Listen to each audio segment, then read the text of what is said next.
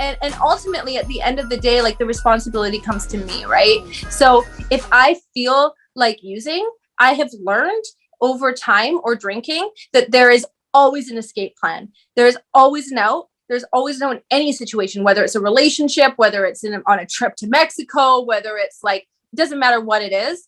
And so if I know what my escape plan is and that I can get out of anything, then I feel safer. It's funny. Who was it? Sonny Mayo, this guy that was on, guitar player from different hard rock bands over the years, Seven Dust, mm-hmm. Not just to name a few. And when he was on, he brought up something really good about that perception of hardcore, like, oh, it's hardcore to get shithoused or whatever. We're going to rage and go after it. Like, no, you were in Mexico and then you were up at like 5 a.m. to go and see and enjoy. Like, that's hardcore. That shit is tough. Dude, I ziplined through fire. Like I was like ziplining down into water, like into these like crazy deep cenotes. I was kayaking. I was like in nature and experiencing it. And all these other people were like at this, I don't know, they called it a speakeasy, which I thought was super lame, but whatever. They were at the speakeasy, like getting trashed or like on their booze boats till like 3 a.m.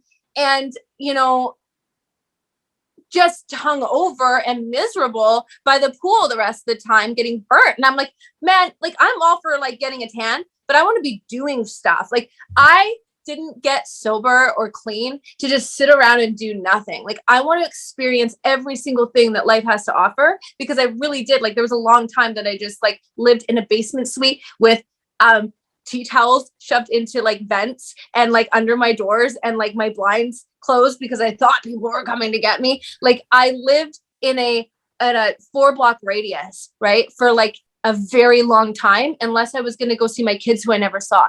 And so I missed out on a lot of life.